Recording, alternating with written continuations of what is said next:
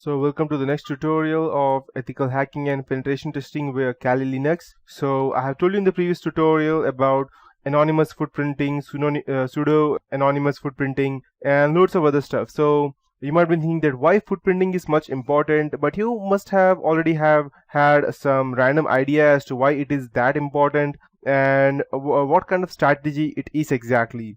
So it allows in terms of security for companies, it allows attackers to know about the complete security posture of the organization, and it is not good, trust me guys. It reduces the attacker's area to specific range of IP address, network, domain names, even remote access. It even allows them to build their own information database about the target's organization security and their weakness to take appropriate action.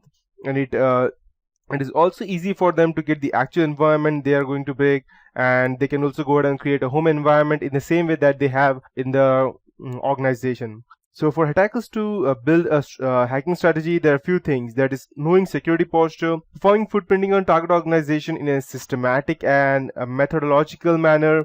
They will be able to get information or complete profile of the organization's security posture. It will also go ahead and reduce their area of attack because they will get a specific amount of IP addresses within which they know that okay, this company has only uses this set of IP addresses, and it will be easier for them to go ahead and hack into them because he already knows what can be. So he just have to guess some specific random things, and by doing a good amount of social engineering, he will even get that.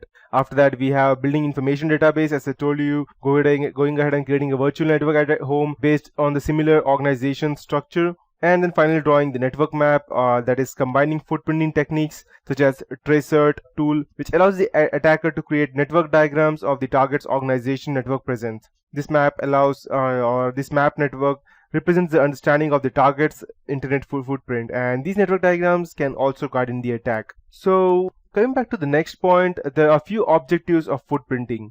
So these objectives, the major objectives of footprinting include collecting the target's network information, system information, and the organization information. And by carrying out footprinting at various network levels, you can gain information such as network blocks, network services, application, system architecture, intrusion detection systems, specific IP addresses, access controls, and many more. And with footprinting, information such as employee names, phone numbers, contact addresses, designations, work experience, and even the employee ID and what is their ID and what is specific amount of salary they get, even each and everything can be obtained. So the first thing that a hacker would do would be to collect information.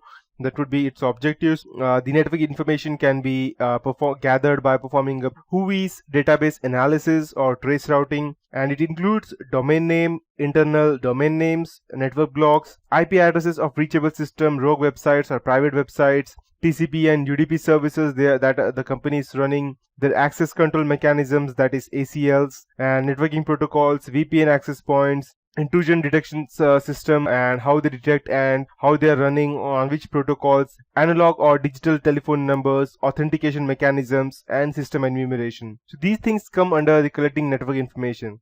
After that, we have the collecting system information such as the users and group names. And if you go and check into an organization, they don't have any specific names such as the users they have.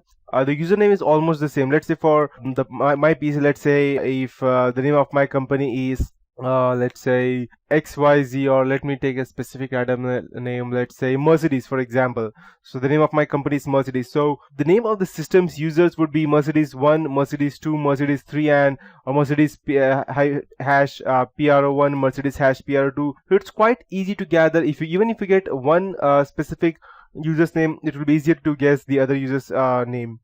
And by that you can also get the group names, system banners, routing tables, their SMB information, system architecture as to which system and they are using, and they will be able to go ahead and try to override the hardware by if they get access to the hardware, then getting remote access to the system machine, system names, and passwords. So after they collect the system information, that final thing would be to gather the organization's information, which would be the employee details, organization's websites, company directory, location details, addresses, phone numbers, backgrounds of organization, news articles, and all these things. So till now I have discussed the footprinting concepts. Now I'll go ahead and discuss what are the threats that footprinting gives you. The footprinting threat section familiarizes you with the threats associated with footprinting such as social engineering, system and network attacks, and corporate espionage.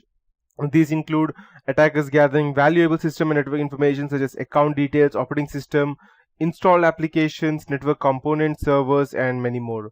And these finally lead to business loss.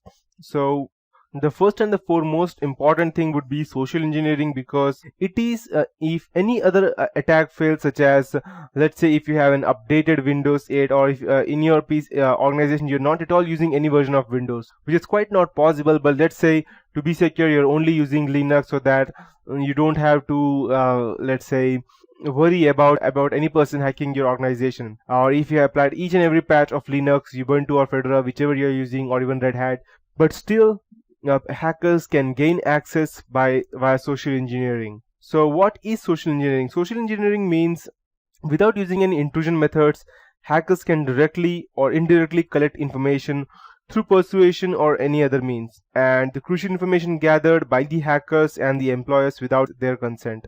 So this is a very unique method. Let's say, for example, you are working in an IT company, or you're working, you are just a normal, let's say, normal person working in a company, and one day you are at home, and some random day you just get a call stating that if the person may have gathered already your, let's say, your user ID, or not user ID, he may already have your employee ID.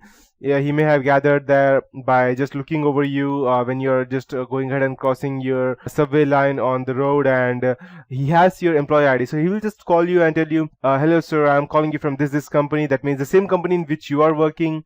Let's say your name is Adam and you're working for an XYZ company, and this guy sees you and he wants to hack your organization, and so he gathers all the information. So he sees you passing on the road with your ID in your neck, and your employee ID is ABCD@123, let's say, for example.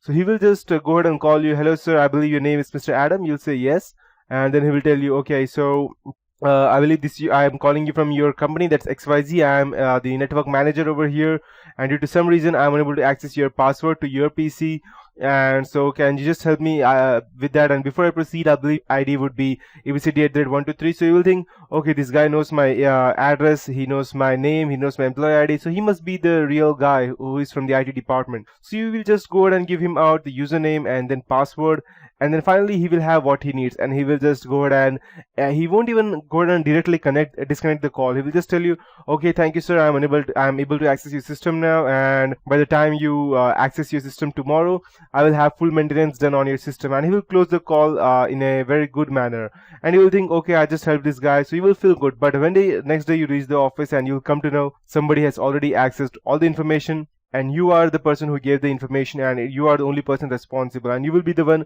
who will be serving jail time, or perhaps you may not even get another job because of your insecurity that you performed.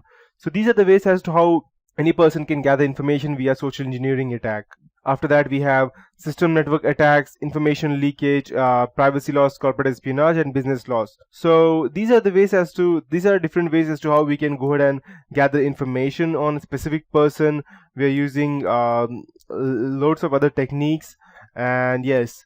After that, we have footprinting tools, which I will be showing you some practical stuff as to how we can go ahead and gather information. And the most important one is, which I will be showing you later on, would be the Google hacking database. You won't even need any kind of specific tool to hack into any stuff. You would just need a computer. You won't even need any software to install.